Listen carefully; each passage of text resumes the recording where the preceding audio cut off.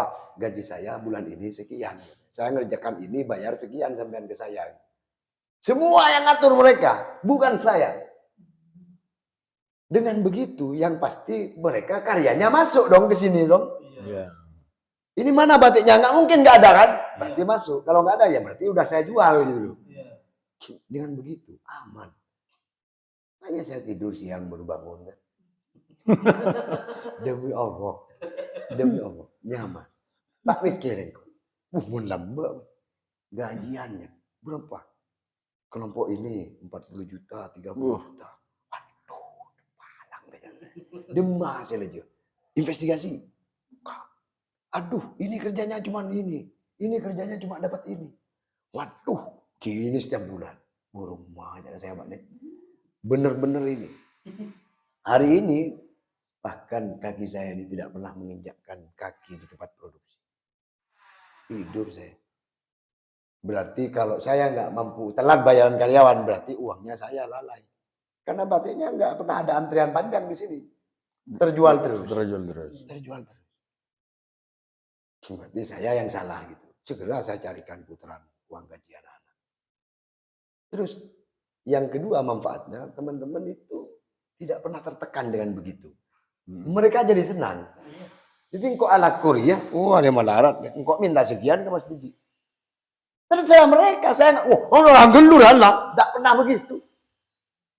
Mana daftar gaji, ada uang saya bayar. Nggak pernah saya tanya, ini kok mahal, ini kok enggak pernah. Nah itu nggak tahu yang lain apakah sistem sistem Hmm. kejujuran dan amanah ini. Iya. Berat. Makanya saya kalau ini berat manajemen kayak gini ke perusahaan. Kalau diundang podcast itu saya selalu katakan saya pakai manajemen takwa. Iya. Enak tidur saya. Kok sampai tidur ya? Padahal karyawannya banyak. Nggak dilihat. Waduh, nggak ada saya bilang. Jadi kalau saya tanya itu kamu kok sedikit gajinya? Pasti itu jawabannya ngaku sudah. Jarang masuk kau loh. Nakal kau loh. Jarang kerja. Kok jarang kerja? Sampai enggak butuh uang saya tanya. Enggak Pak. Saya kalau sudah cukup kebutuhan sebulan, saya sudah enggak kepikiran sudah ketemu bulan depan lagi. Artinya semangatnya itu hanya beberapa hari untuk mencukupi kebutuhan 1 bulan. Buset, kata saya kok ada orang kayak gini saya bilang. Kamu nggak mau nabung? Udah Pak, belum mau nikah. Waduh, ya sudah terserah kamu saya bilang. Tapi jangan sampai nanti kerja di Mas Didi ini saya dapat bayaran sekian. Enggak Pak katanya. Kan saya yang nentuin bayaran katanya. Ya sudah, kamu atur saya bilang. Kalau rata-rata per bulan omset itu sampai berapa? Rata-rata yang normal lah. Yang pasti di atas 100 juta. Rata-rata tiap bulan. Omsetnya di atas 100 juta. Itu dari berbagai motif dan corak. Ya. Dari semua produksi itu di atas 100 juta. Bagus.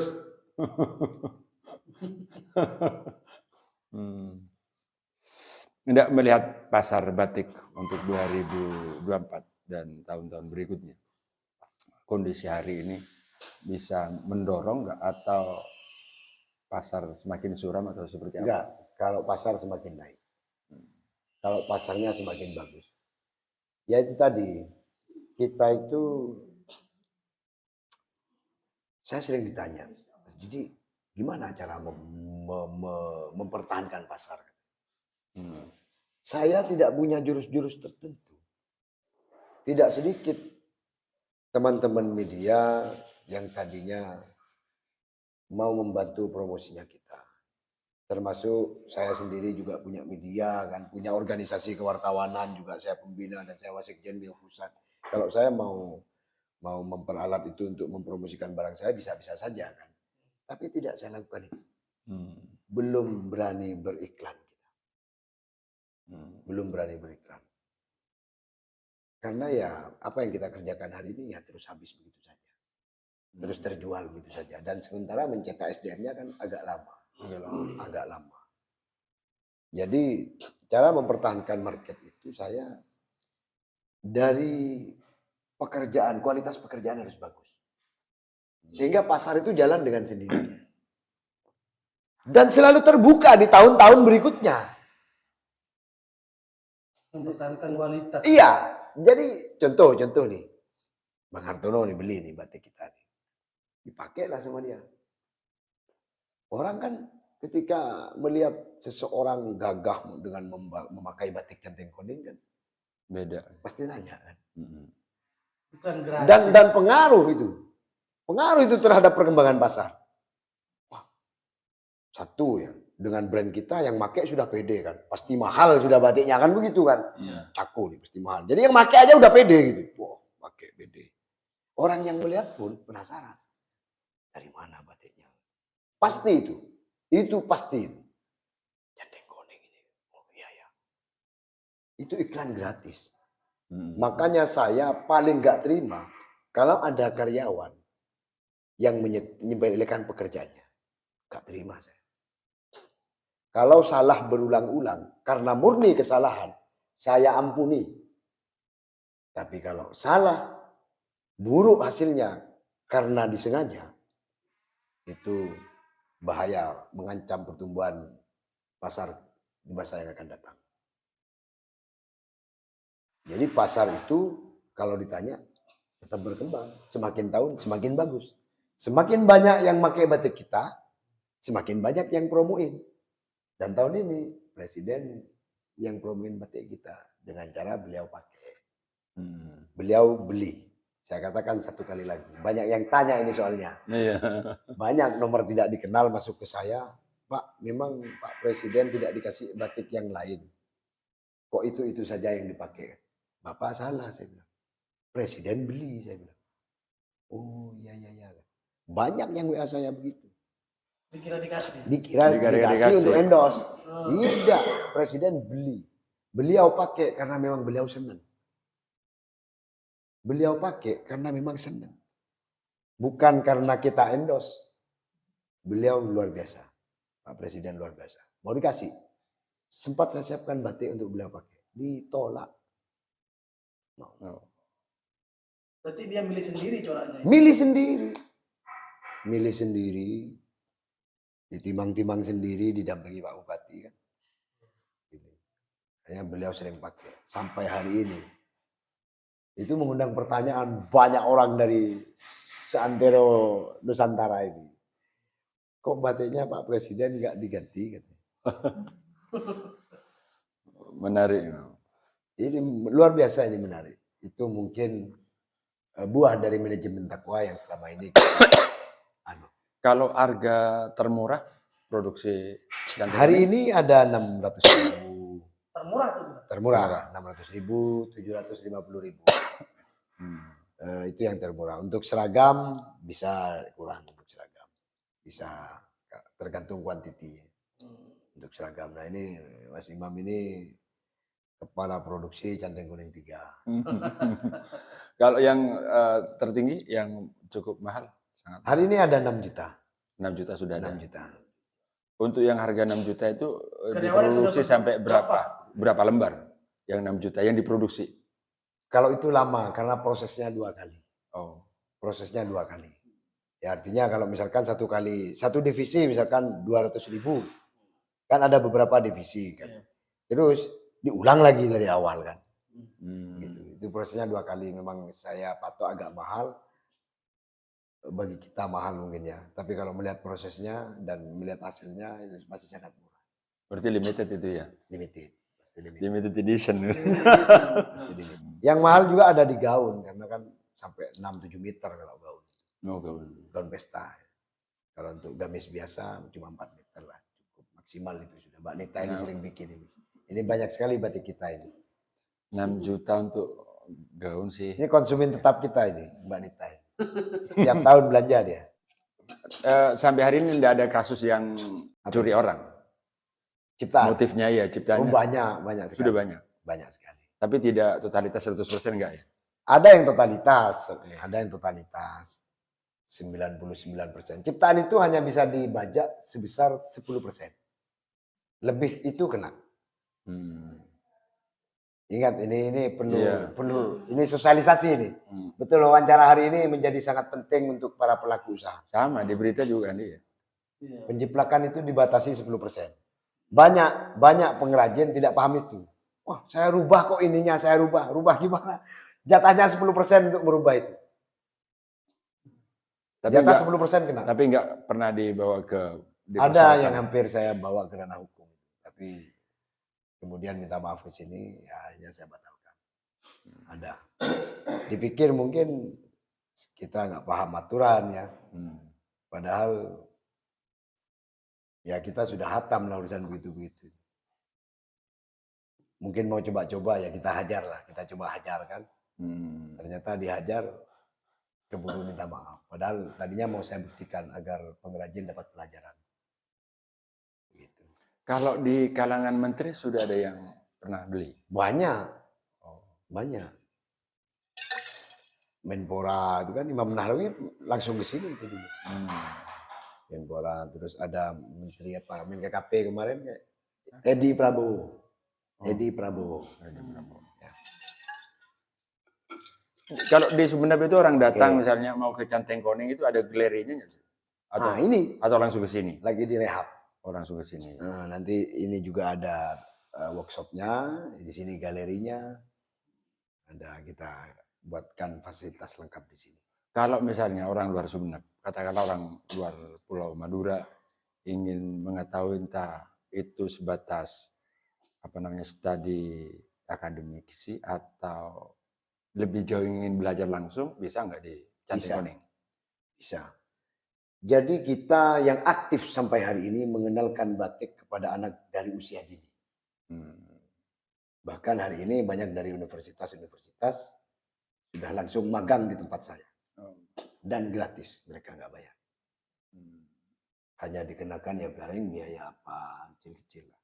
Enggak. Kalau dikatakan bayar, sangat nggak layak lah. Kalau mau saya jual mahal ilmu ini, bisa saja kan begitu. Karena sudah terbukti berhasil. Dengan keterbukaan manajemen seperti itu, apakah tidak merasa suatu saat akan tergilas? Karena mereka bisa menembak segala macam ilmunya. Yang saya yakini adalah catatan takdir hidup saya itu sudah ada sejak saya belum lahir. Manajemen takwa berat manajemen takwa. Itu yang saya yakini. Ya soal kemudian ada pergeseran begitu, berarti catatan takdirnya, garis tangannya memang sudah ke sana. Gak usah khawatir kita, gak lama di dunia ini kita. Ya kan? Ini menarik karena kadang perusahaan-perusahaan besar itu pasti ada yang dirahasiakan agar tidak ditembak oleh orang. Semua orang mengatakan begitu, tidak mungkin Mas Didi ini ngajari sepenuhnya. Bohong itu, hoax itu. Yang benar adalah saya ajarkan semuanya. Ini tegas saya katakan. Ajarkan semua. Ini tegas ini, saya ajarkan semuanya. Selebihnya tergantung kreativitas. Iya. Kenapa ini ternyata, yang ini kok berhasil, kok ini tidak? Ya tergantung mereka sudah, ilmunya sama. Begitu. Kalau pencampuran bahan misalnya itu semuanya dikasih tahu. Semua tidak ada yang digudangkan, semua dikerjakan di depan umum. Tidak ada yang dikerjakan di balik layar. Itu tergantung rasa dan hati. Iya. Rasa itu kemudian betul tadi keluar dari sini. Iya. Ibarat ngaji ke pesantren, kiai nggak mungkin menutupi semua ilmunya kan, pasti dibuka. Pulangnya jadi pencuri atau kiai terserah. Tergantung yang menyerap. Iya, tergantung. Iya, Gitu menarik. Dulu ketika saya dapat penghargaan di Pamekasan itu, asisten yang mewakili sekda hari itu, di acara Tanian Lanceng di Pamekasan, saya diundang dan saya dapat penghargaan dari para pembatik dari komunitas batik Jawa Timur. Saya dapat penghargaan karena saya model yang mengenakan batik saya itu mendapatkan juara 2 nasional. Mengalahkan paguyuban batik Jawa Timur mungkin. Dianggap begitu, jadi saya dikasih penghargaan. Saya dianggap bagian dari mereka. Saya dikasih penghargaan, diacarakan di Pamekasan.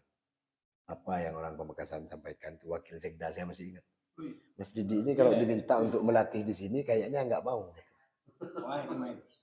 Tapi ada caranya ini supaya Mas Didi ilmunya ngalir ke sini. Pengen tahu Bapak Ibu ini bagaimana caranya? Ya katanya orang-orang kan yang datang banyak undangan itu di Tanian Lanceng. Kasih nih istri orang Pamekasan, pasti ilmunya ngalir sendiri ke Pamekasan. Pembatik tradisional semua.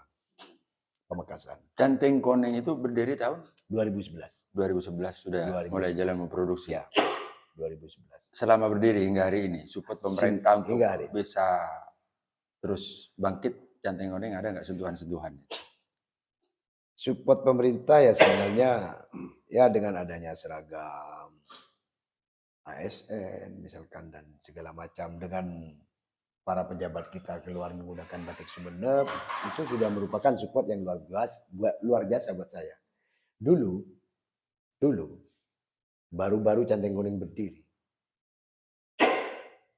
Mas Hartono mungkin juga banyak melihat lah pejabat kita masih bangga mengenakan batik dari luar. Iya. Batik Pamekasan dari mana, bahkan dipajang di kantor dinas kan. Itu suatu kejahatan menurut saya. Yang hari ini sudah tidak lagi. Hari ini sudah tidak lagi, kemana-mana mereka sudah bangga semua dengan batik Sumeneb ya. Dan itu menjadi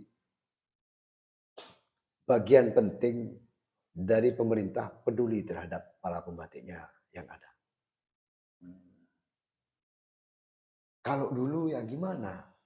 Orang mau beli batik kita yang di Sumeneb. Orang pejabatnya aja pakai batik dari luar. Itu yang pertama.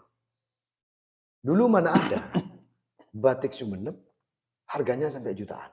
Nggak ada. Pernah dengar? Nggak ada kan? Nggak ada. Batik Sumeneb dengan katun harga jutaan hanya ada sejak Canting Koneng lahir. Maka bersyukurlah ini para pembatik yang ada. Dulu tidak ada. Dulu sutra 750.000 kapal sudah itu. Iya. Pekerjaan batiknya halus sebulan nggak selesai. Teknis itu semua kita rubah, kita rombak total di mana? Di Canting Koneng. Saya orangnya. Maka berterima kasih sebenarnya orang-orang ini kepada saya.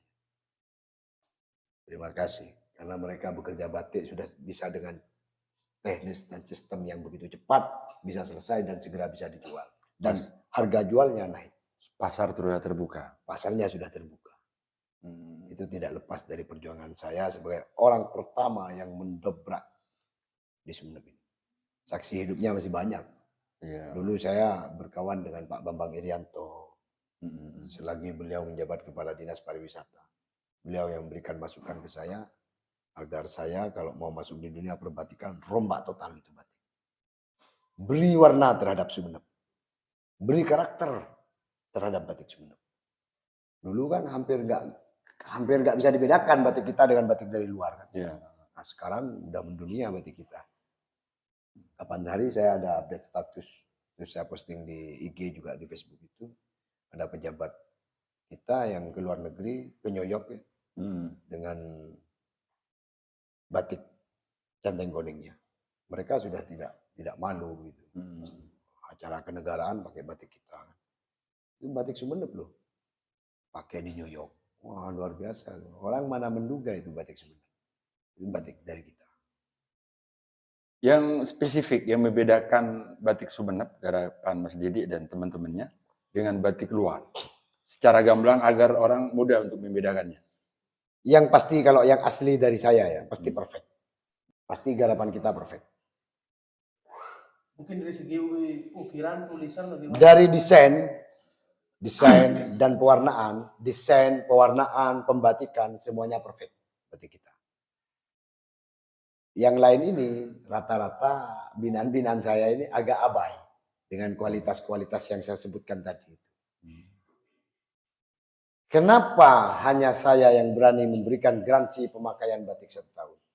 Saya ganti bener itu loh ya. Kalau luntur, bulat. Saya ganti kalau ada yang komplain. Dan bukan tidak ada. Terutama di putih.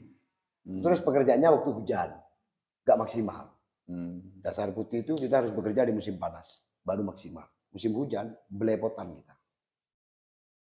Ada yang kembalikan, kita ganti. Sesuai dengan garansi yang kita berikan. Kita itu pasti perfect. Ini proses 2 kali. Ini udah bahan dasar katun. Katun. Ini harganya 4 juta. Yang 6 juta di atas ini banyak. Berapa Ini 4 juta. Yang 6 juta di atas ini banyak. Nilai mahalnya Pak, yang akan Ya. membanggakan orang. Jadi desainnya juga padat. Garapannya juga perfect. Gak belepotan. Walaupun ya namanya tangan ya pasti ada. Kalau mesin ya mungkin 100%. Kalau tangan kan ya pasti bengkok-bengkok. Ini namanya tangan. Ini. Ya ada begini. Ya, namanya tangan, wajar lah kalau seperti ini. Justru kalau perfect semua, justru itu bukan tangan. Batik di luar perbedaannya ya jauh, tidak seperti ini. Batik di luar itu karakternya aja berbeda jauh, berbeda. Beda aliran lah, beda. Batik Teteh Goreng karakter khususnya apa? Batik kita itu ketika orang memandang punya satu titik pandang yang nyata, nampak di penglihatan.